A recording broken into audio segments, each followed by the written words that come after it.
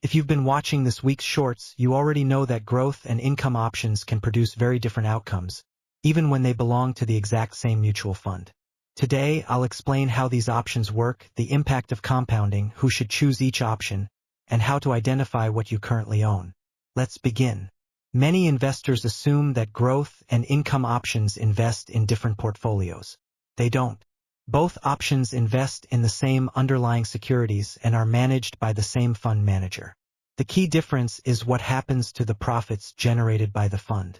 In a growth option, profits remain invested within the fund.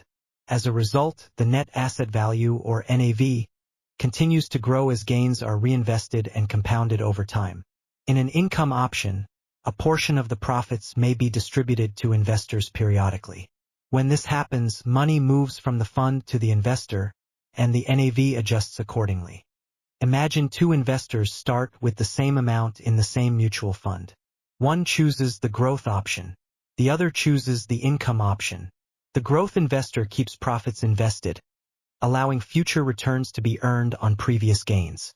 The income investor periodically receives payouts, meaning less money remains invested and compounding inside the fund. Over long periods, even small differences in compounding can lead to significantly different outcomes. That is why many long-term investors prefer growth options when their primary goal is wealth creation. But does that mean income options are bad? Not at all. The right choice depends on your objective. If your goal is to maximize long-term wealth, retirement corpus, or benefit from compounding, the growth option is often preferred. If your goal is to receive periodic cash flows from your investments, the income option may be worth considering. Now let's talk about taxes.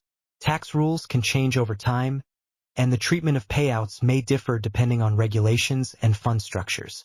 So before making any investment decision, always verify the latest tax rules.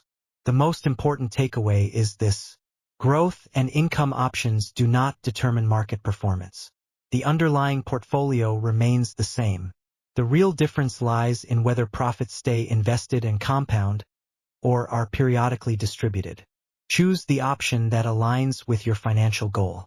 If you found this masterclass useful, subscribe for next week's topic and share this video with someone who is building an investment portfolio. Disclaimer: this video is for investor education and awareness purposes only.